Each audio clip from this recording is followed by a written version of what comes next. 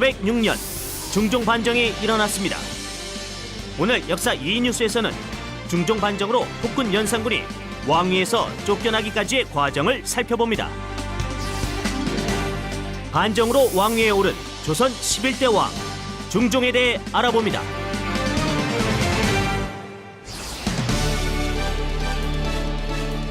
역사를 통해 오늘을 되돌아보는 시간.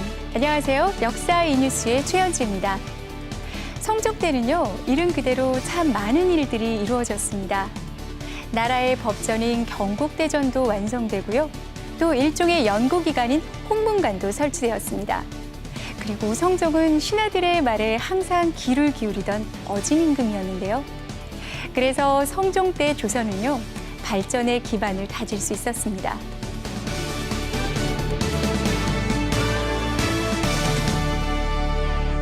그런데 성종의 아들 연산군은 그와는 완전히 달랐습니다. 조선의 10번째 왕이었던 연산군. 그는 폭군이었습니다. 포악하게 백성들을 다스렸죠. 해서 백성들의 원성을 샀는데요.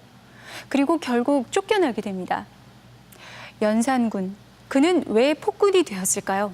그리고 왕위에서 어떻게 쫓겨나게 된 것일까요? 지금부터 연산군에 대해 자세히 알아보도록 하겠습니다. 연산군은 1494년 19살의 나이에 왕이 되었습니다. 아버지 성종과 달리 연산군은 정치에 큰 뜻이 없었는데요. 전하, 신하들과 올바른 정치에 대해 토론하는 경연에 참석하셔야 합니다. 요즘 몸이 불편한 데다 큰일을 만나 마음을 썼더니 기운이 안정되지 않는데 경연을 정지하려 하는데 어떤가? 연산군은 신하들과 나랏 일을 고민하고 올바른 정치에 대해 공부하는 경연을 폐지했으며 왕권에 대항하는 신하들은 가차없이 제거해버렸습니다. 그리고 연산군은 임사홍이란 신하를 통해 자신의 어머니 패비윤 씨의 죽음에 대해 알게 됩니다.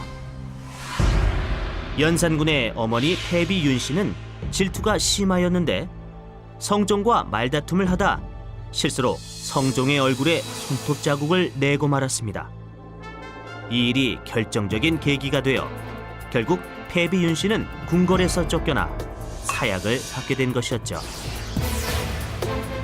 이 사실을 알게 된 연산군은 어머니의 죽음에 찬성한 사람들을 모조리 죽이는 복수극을 벌입니다. 이후 연산군의 폭정은 극에 달하게 되는데 한 해의 세금도 버거운 백성들에게 2, 3년치의 세금을 미리 거두어 드리는가 하면 노비와 토지에 각종 명목을 붙여서 과도하게 세금을 거두어 백성들을 힘들게 합니다. 또한 백성들의 집을 빼앗아 자신의 사냥터로 사용하기도 했죠. 자신을 비난하는 글이 한글로 쓰였다 하여 한글 사용을 금지하고 한글로 간행된 책들을 불사르기도 했습니다. 조선은 왕의 나라다. 조선의 모든 것이 원래 내 것인데 너희가 내 것을 빼앗아 간 것이 아니더냐. 이제 내가 다시 찾아오려고 하는데 뭐가 문제더냐. 연이은 폭정을 견디다 못해 신하들은 연산군을 쫓아내려는 반정 계획을 세우는데요. 박원종, 성희안 등의 신하들이 군사를 이끌고 궁궐을 공격하여 연산군을 쫓아내게 됩니다. 이렇게 연산군을 쫓아내고 이복 동생인 진성대군을 왕으로 추대한 사건이 바로 1506년에 일어난 중종 반정인데요.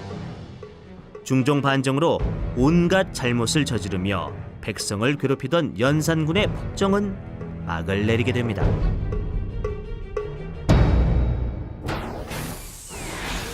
네, 여러분 혹시 흥청망청이라는 말 들어보신 적 있으시죠? 이 말이 바로 연산군과 관계가 있다고 하는데요. 연산군은 궁궐에서 자주 잔치를 열었습니다. 이때 궁궐에서 춤추고 노래하던 여자들을 흥청이라고 불렀는데요. 이를 보고 백성들이 이렇게 흥청이랑 계속 놀기만 하다가는 나라가 망해버리겠어 하며 슬퍼했답니다. 여기서 나온 말이 바로 흥청망청. 흥에 겨워 마음대로 즐긴다는 뜻으로 오늘날 사용되고 있습니다. 연산군을 반정으로 쫓아내고 왕이 된 중종. 이 중종은요, 신하들에 의해서 새로운 왕으로 모셔지게 됩니다. 사실 중종은요, 자신이 왕이 될 것을 전혀 모르고 있었다고 합니다. 새롭게 왕이 된 중종은 또 어떤 정치를 펼쳐나갔을까요? 지금부터 확인해 보겠습니다. 중종은 폭군인 연산군이 언제든 자신을 죽일 수 있다고 여겨 항상 두려움에 떨며 살았습니다. 중종은 반정 계획에 대해 전혀 모르고 있었는데 반정 세력이 군사를 이끌고 집에 왔을 때에도 자신을 죽이러 온 것이라고 여겨 스스로 목숨을 끊으려 했습니다. 하지만 그의 아내 신씨의 말 한마디가 중종의 운명을 바꿔놓습니다. 군사들의 말머리가 집을 향해 있다면 우릴 죽이러 온 것이겠지만 만약 말꼬리가 집을 향해 있다면 이는 우릴 호위하러 온 것일 겁니다. 신씨의 말대로 말꼬리가 집을 향해 있었고 중종은 목숨을 끊지 않고 결국 조선의 11대 왕으로 등극했습니다.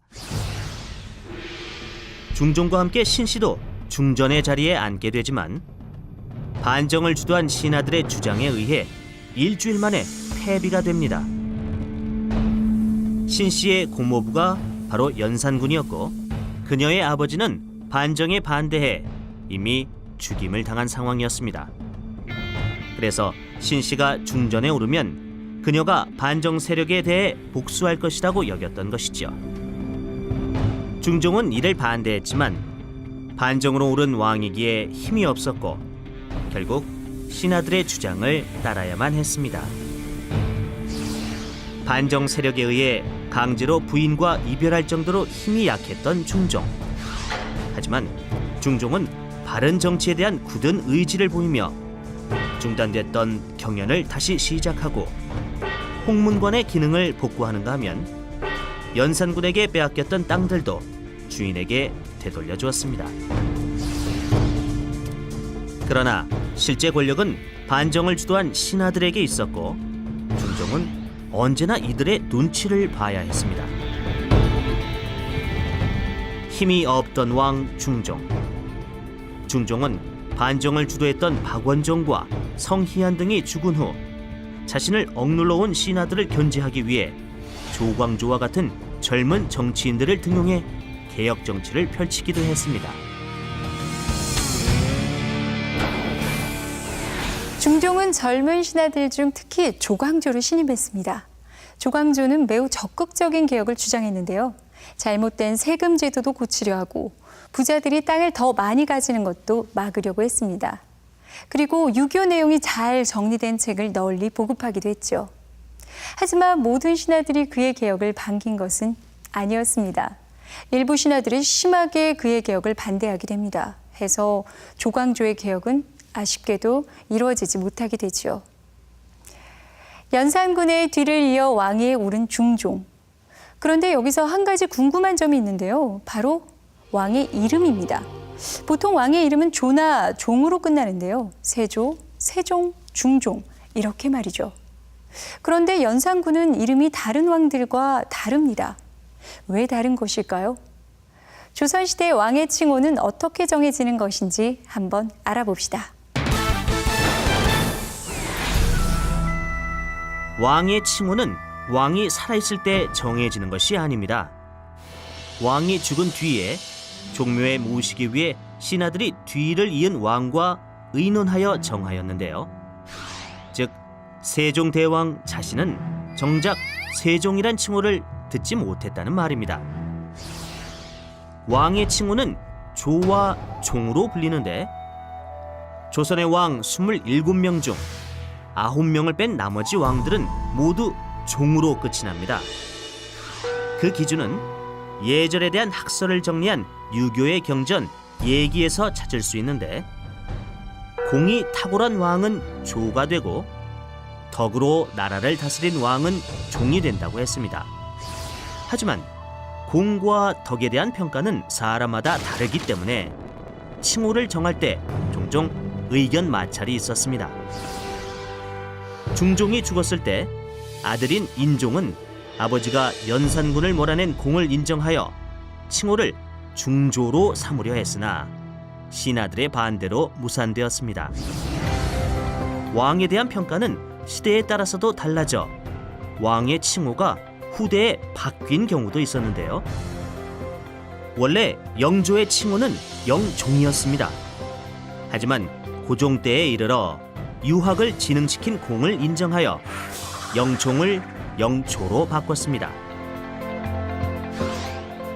왕이 되지 못한 왕자는 군의 칭호를 받는데요. 연산군은 왕이었지만 쫓겨난 왕이기 때문에 죽은 뒤에 왕의 칭호를 받지 못하고 군으로 남게 된 것입니다. 네, 폭군이었던 연산군은 왕의 이름을 결국 얻지 못하게 됩니다. 동시에 실록이나 능이라는 이름도 함께 사용하지 못하게 되는데요. 왕이 죽으면 그 왕이 살아계셨을 때 일을 기록해 둡니다. 이 기록에 바로 실록이라는 이름을 붙이게 되는데요. 하지만 연산군에 대한 기록은 이 실록이 아닌 일기라는 이름이 붙어 연산군 일기라고 부르게 됩니다. 또 왕의 무덤에는요, 보통 능이라는 이름이 붙게 됩니다. 하지만 연산군의 무덤은 능이 아닌 묘라고 부르고 있습니다. 백성들을 괴롭혔던 연산군, 그의 비참한 최후가 다시 한 번 더 느껴지는 대목이 아닌가 싶네요.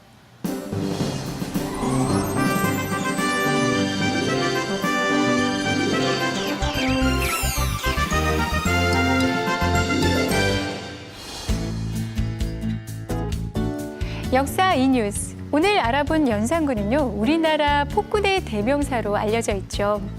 세계적으로도 폭군의 대명사로 알려진 왕들이 있습니다. 바로 중국의 진시 황제와 로마의 네로 황제인데요. 먼저 진시 왕부터 알아볼까요? 기원전 221년 중국을 최초로 통일한 진시 왕. 그는 백성들을 정말 가혹하게 다스렸습니다. 아방궁이라는 화려한 궁전을 짓기 위해 백성들의 재산을 강제로 빼앗았죠. 또 만리장성을 짓기 위해 백성들을 강제로 끌고 와서 힘든 노동을 시키기도 했습니다. 이런 진시황을 비판하던 학자들도 물론 있었습니다. 하지만 진시황은 이들을 가만두지 않았겠죠. 그들을 산채로 땅에 묻어버리고 또 그들이 쓴 책도 모두 불태워버렸습니다. 그리고 또 다른 폭군의 대명사 네로. 네로는요, 서기 54년 로마의 황제가 됩니다. 네로는 권력을 지키기 위해서는 무슨 짓이든 했는데요. 심지어 가족까지 가차없이 제거했습니다. 서기 64년에 로마의 화재가 일어나게 되는데요. 이 화재로 로마 신의 절반 이상이 불에 타고 말게 됩니다. 그런데 이상한 소문이 돌기 시작합니다. 네로가 이 불을 냈다는 것인데요. 네로가 불타는 로마 시내를 감상하기 위해 이 불을 냈다는 그런 소문까지 돌 정도였죠. 하지만 네로는 화재를 낸 범인은 기독교인들이라고 주장하면서 기독교인들을 무지막지하게 학살하기 시작합니다. 결국 네로는 반란군에게 쫓기게 되고 자살로 생을 마감하게 됩니다. 오늘 살펴본 폭군들은요, 모두 공통점이 있는 것 같습니다. 모두 왕의 본분을 잊고 백성들을 괴롭히다가 모두 비참한 최후를 맞이한다라는 것입니다. 오늘날의 독재자들도요, 이런 폭군들과 많이 다르지 않은 것 같네요. 역사를 통해 무엇이 국민을 위한 정치인지 또 무엇이 올바른 정치인지 배워야 하지 않을까 싶습니다. 역사 이뉴스, 다음 시간에 뵙겠습니다. 감사합니다.